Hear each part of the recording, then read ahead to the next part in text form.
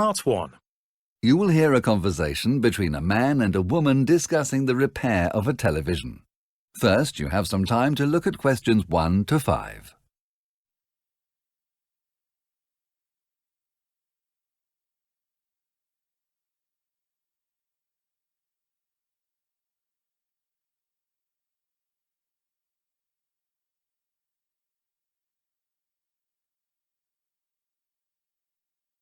Listen carefully to the conversation and answer questions 1 to 6.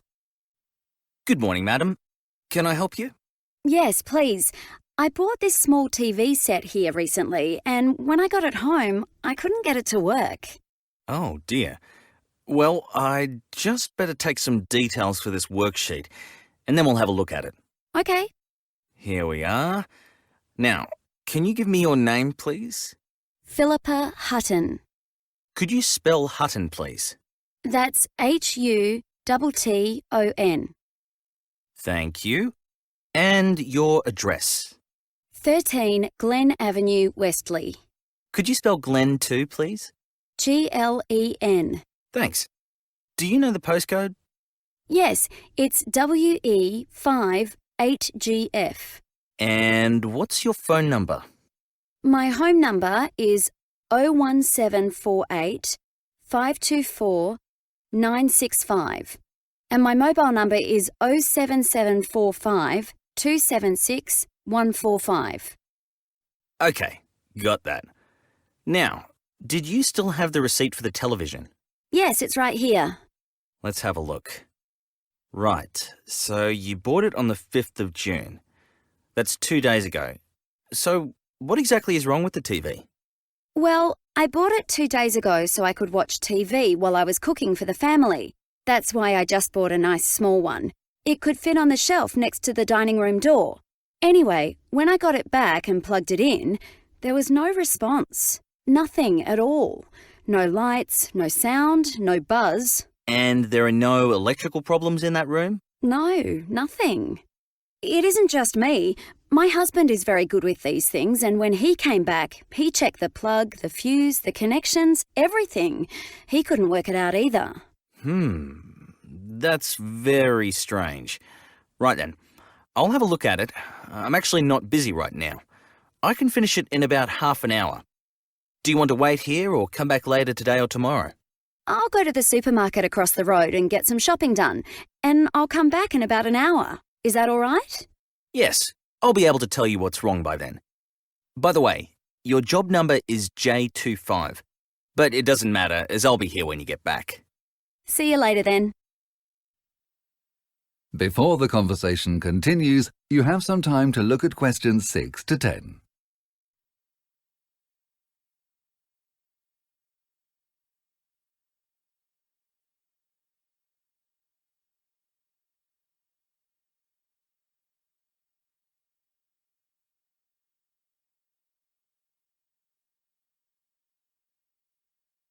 Now listen carefully and answer questions 6 to 10. Hi there. All my shopping's done. Have you finished? Oh yes, it didn't take me long. It was actually the first thing that I checked out, so I had it all figured out in about 5 minutes. What was the problem then? It was a loose wire.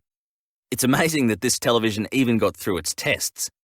I suppose that nowadays not everything is tested properly, and they just assume that everything will be all right. With all the things that can go wrong though, with bad connections, faulty chips, the screen dynamics and everything, it's amazing they all don't go wrong more often. So, what can you do about it? We can repair it by tomorrow, or we can just give you a new TV. We can send the old one back to our suppliers. That sounds best to me. I'll take a new one, please. Do you want the same model and everything? Yes, please. Oh dear. I'm afraid we don't have that one in right now, but we will be able to have it in tomorrow morning if that's okay. That's fine. And while I'm here, I want to get something else. It's my nephew's birthday next Thursday. What would you suggest? Well, we've got lots of things here, obviously. How old is he? Let's see. He's the same age as my own son. He's 10 now, and his birthday's next week. Okay. We've got lots of computer games over there. We've got iPods in the corner if he likes music. He can download music from the internet onto his computer and then onto his iPod. There are lots of accessories for computers. He could need a new mouse, a wireless keyboard, a camera to use when he's chatting. There are lots of possibilities, and it depends, of course, on how much you want to spend. I'm pretty sure he'd like a computer game, although I know he's got loads already.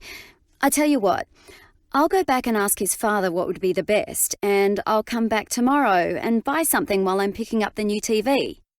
What sort of time shall I come tomorrow then? We open at 9 o'clock in the morning. I hope our other shop would be able to send the new telly over this afternoon. They might only manage it tomorrow morning though, so come over at about 11. I'll come an hour later at noon then, as I'll be swimming at 11. That's fine. See you tomorrow then. Thanks very much. You're welcome, madam. Bye. Goodbye. That is the end of part 1. You will now have half a minute to check your answers.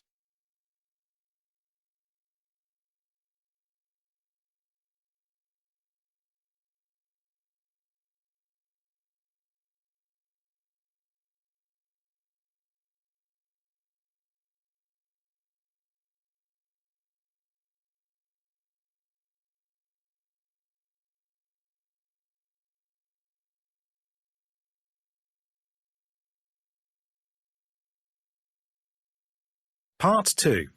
You will hear a policeman giving a safety talk to new students at the University of Wesley. First, you have some time to look at questions 11 to 15.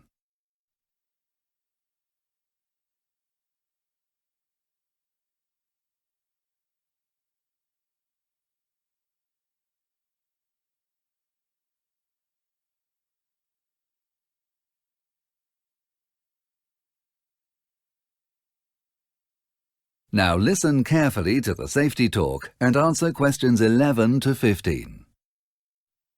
Good morning, everyone, and thank you for coming to this lecture on safety. This lecture is, of course, optional for all students at Wesley University, but it has been laid on by your Students' Union to help you. And both the staff at Wesley Police Station and the staff here at the university urge you to attend the other lectures like it and also to get your friends to come too. So, that's enough from me. I would like to introduce you to Police Constable Fair from Wesley Police Station, who's going to give you some hints on keeping safe. PC Fair. Good morning, ladies and gentlemen, and thank you for allowing me to come here to talk to you. It's really a great idea for someone from the police force to come and talk to you, as it may save you time, money, and also it may help to protect you. I hope I don't sound condescending when I point out some ideas, as a lot of things really are just common sense. But it's often forgetting these common sense things that can lead to problems. First of all, the thing that students are most likely to suffer from, whether they're in digs or in hall, is theft. You hear a lot of terrible stories about muggings, rape and fraud, but these are not really that widespread, and we'll talk about some of those things later. Thieves know very well that student lodgings are a good place to find electronic goods, wallets and bags and the like, with little or no protection. So make sure that your room, house or flat is securely locked each time that you go out. Don't leave valuables in the open where they can be spotted from the window. See if you can get an extra lock on your window too. If possible, when you're out, try and leave your valuable things in a cupboard which has an extra lock on it. So much for theft prevention. If you do get burgled though, there are ways to protect yourself here too. Try and get household insurance. Make a valuables list of all the items that you own, including things like keys and bank cards, estimate their value, and take the list to any reputable high street insurance broker and get a quote for household insurance. This isn't very expensive, and it will give you peace of mind. Another thing you can do is to get an ultraviolet pen and write your name and address on all your valuables. This will not be able to be seen in normal light, so your goods won't look any different, but your goods will be forever marked as your property. Before the safety talk continues, you have some time to look at questions 16 to 20.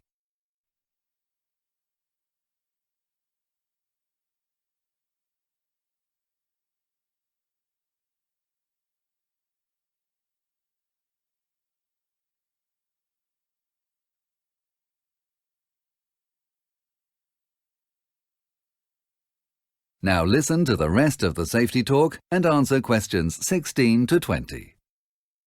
Now, more seriously, we must look at your personal safety. This especially applies to women. Men, of course, are usually better able to protect themselves and are under less risk in any case. First, let's look at where you live. Again, wherever you live, you should make sure that your door is locked securely, even when you're at home and even if you're not alone, as people can leave your house without you knowing. So, in hall, lock that door at all times, especially at night. If you're in digs, keep the front door locked at all times, and your own bedroom as well. If your bedroom has no lock, then get one put in. Get your landlord to do it, they usually will. It's a small price to pay for safety. Look at the windows in your house, again, especially the ones in your bedroom. Make sure the window fastens securely, and try to get an extra lock fitted.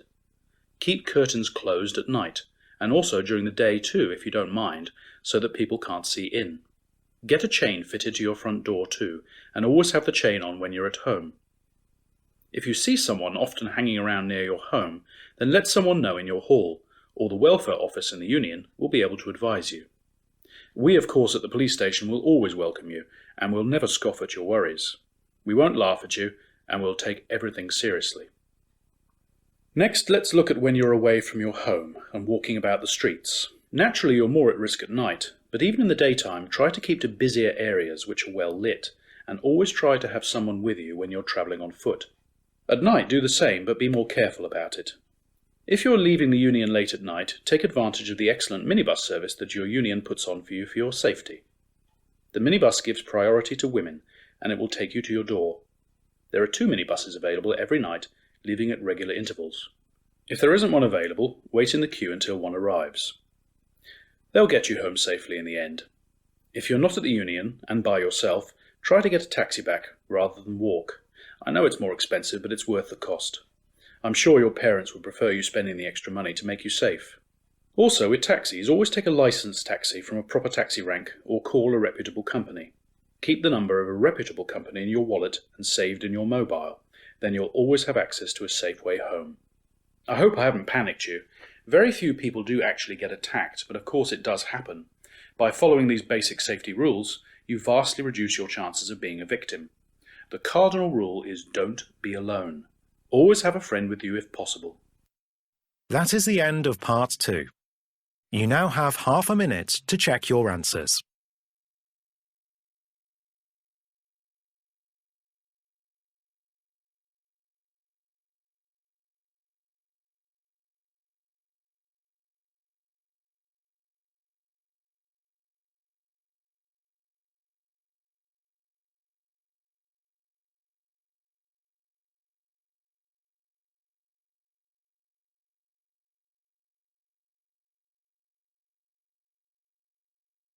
Part 3.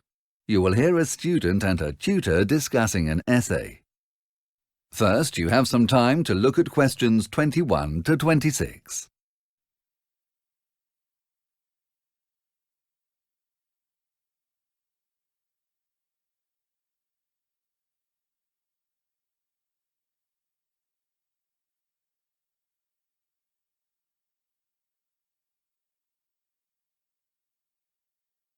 Now listen carefully and answer questions 21 to 26.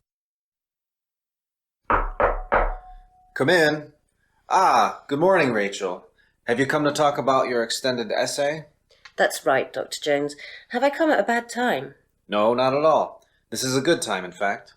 Good, because I wanted to ask you what you thought about my decision on the subject. Yes, you initially wanted to write about working conditions in 19th century factories, but you were later contemplating looking at the conditions inside hospitals in 19th century northern towns. That's right. I thought about it for a long time and weighed up the pros and cons, and I didn't decide for ages. Well, I think you were right to stick with your first idea. There's so many better sources available on the subject. There are plenty of articles in magazines and the odd TV and radio program on the other subjects, but everything is rather superficial. There's no real academic knowledge to draw on. Yes, I found that out. I found lots of books, but nothing really to help me, even on the internet. In the end, when I decided on my first choice topic, I found lots of really good stuff in magazines, books, and the internet, particularly one book, which is the major reference that you'll see quoted all over the place. Well, I'm glad you came to that decision.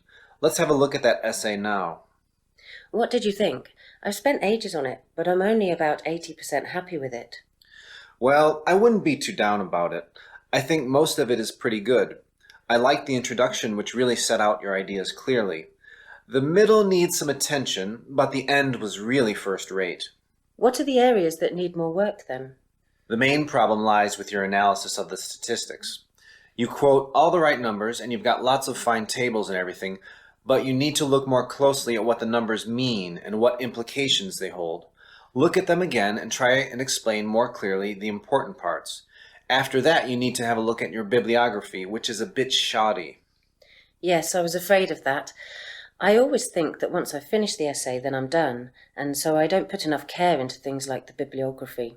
Still, I have plenty of time to get that and the other stuff sorted out. You've plenty of time, but don't leave it until the last minute because you'll need to check it all again carefully when you're finished, and it would be a good idea if I looked it over again before its final submission. The deadline is the 28th of April, so shall I get it to you on the 24th? Will that be okay? Well, that won't leave you much time to change anything if I find anything else to do. How about a few days earlier than that? The 21st of April? I'll be able to get it back to you the day after on the 22nd then. That sounds great. Thank you. You now have some time to look at questions 27 to 30.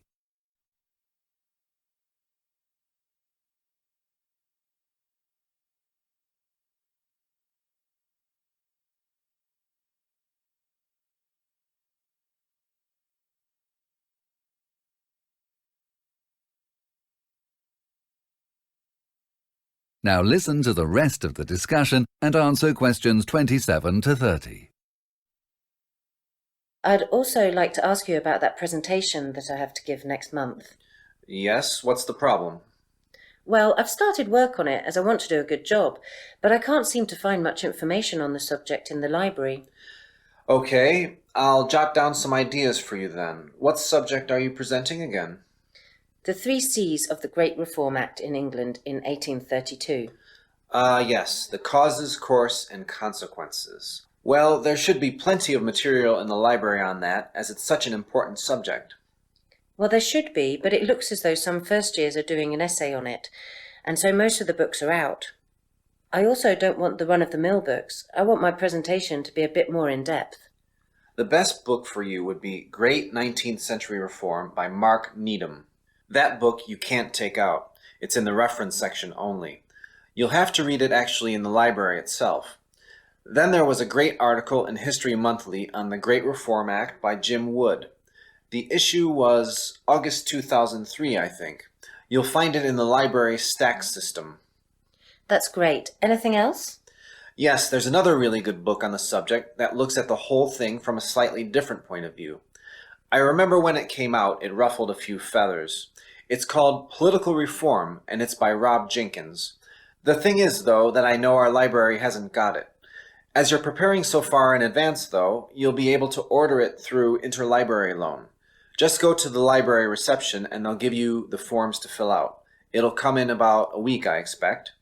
Okay, I'll do that straight away. Finally, there's the book Reform and the 19th Century, which I actually wrote. The library used to have a copy, but it's been lost, I think. I've got a copy at home, so I'll bring it in tomorrow. If you pop in tomorrow morning sometime, I'll let you borrow it for a week or so. Oh, that's fantastic. I didn't know you were an author, Dr. Jones. Yes, I've done a few things. You'd better not lose it or spill coffee on it or anything, though. I'll take very good care of it, I promise you. I know you will, or I wouldn't lend it to you. So I'll see you tomorrow then. Yes, thanks again. See you tomorrow. Bye. Bye. That is the end of part 3. You now have half a minute to check your answers.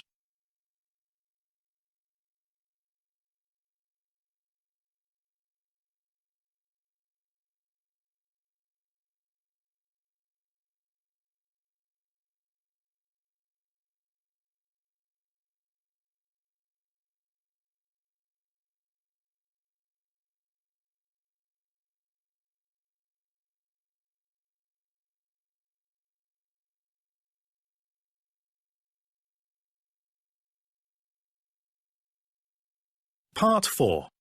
You will hear part of a food science lecture. First, you have some time to look at questions 31 to 40.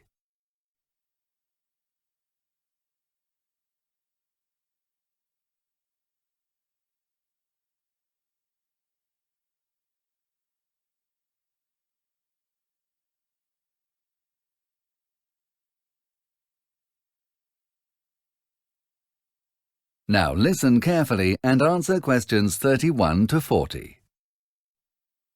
Good evening, ladies and gentlemen, and welcome to this food science lecture. Today, we're going to look at a foodstuff I'm sure we all recognise and use: garlic. We will explore a little of the history and examine some of the many different ways it's been used over time. All around the world, for over 4,000 years, garlic has held many important roles in daily human life. It has been taken therapeutically and nutritionally. Folklore attributes garlic with good luck and protection against evil. Its smell has been said to ward off sorcerers, werewolves, warlocks, and of course, vampires. Although it's not certain when garlic was first discovered, it was probably dispersed by nomadic humans several thousand years ago. Garlic is originally indigenous to Siberia. In this region, the summers are dry and hot, and there's very little precipitation. In order for the wild garlic plant to survive, it had to adapt to this harsh climate.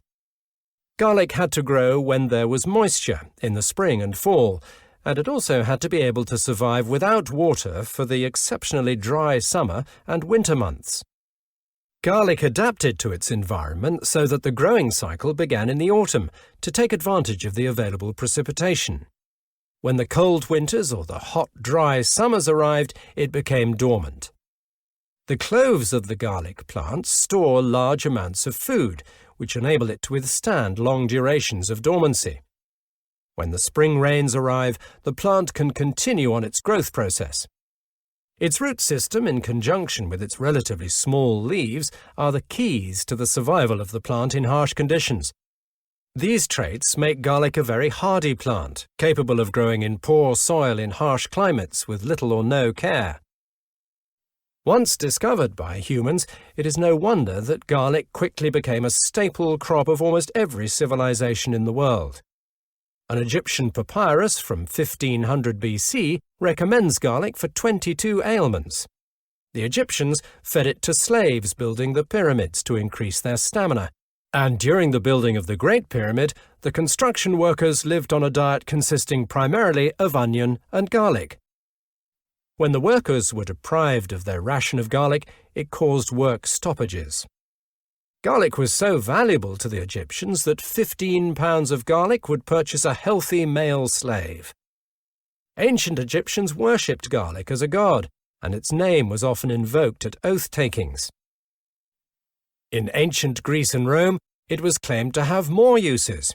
Everything from repelling scorpions to treating dog bites and bladder infections, to curing leprosy and asthma. Chinese scholars mentioned garlic in Sanskrit writings as early as 3000 BC. Garlic was so prized in ceremony and ritual, it's said that lambs offered for sacrifice in China were seasoned with garlic to make them more pleasing to the gods. Crusaders returning to Europe after faraway battles are generally credited with bringing garlic back with them to Europe, and there in the Middle Ages it was thought to prevent the plague. Modern research has confirmed the health benefits of garlic that our ancestors believed in. Garlic may even prevent cancer because it contains vitamins such as C, A, and B, which stimulate the immune system to eliminate toxins and combat carcinogens. Research in 1858 by Louis Pasteur documented that garlic also kills bacteria. During World War II, when penicillin and sulfur drugs were scarce, garlic was used as an antiseptic to disinfect open wounds and prevent gangrene. The properties responsible for these medicinal effects are not clearly understood. Recent research identifies hundreds of volatile sulfur compounds in the herb. For this reason, it may also become a valuable treatment for AIDS. A study in China showed that people with the highest levels of dietary garlic have a reduced risk of stomach cancer. It can also kill 60 types of fungi and yeast, among them the common cause of athlete's foot. Japanese scientists test its effects on patients with lumbago and arthritis. Experts are split on the recommended daily amount of dietary garlic from 1 to 10 cloves. However, most agree that fresh garlic is better than in supplement form. How garlic is prepared also affects how it can be used. When the clove is cut or crushed, an enzyme contained within the plant cells combines with an amino acid. This creates a new compound called allicin, which has been shown to kill 23 types of bacteria, including Salmonella and Staphylococcus. When garlic is heated, a different compound is formed that can prevent arteries from clogging and reduce blood pressure and cholesterol levels. Blood-thinning quality of garlic may also be helpful in preventing heart attacks and strokes. Indian doctors have long pointed to studies that demonstrate garlic has a preventative effect on the development of arteriosclerosis, thrombosis, and hypertension. That is the end of part 4. You now have half a minute to check your answers.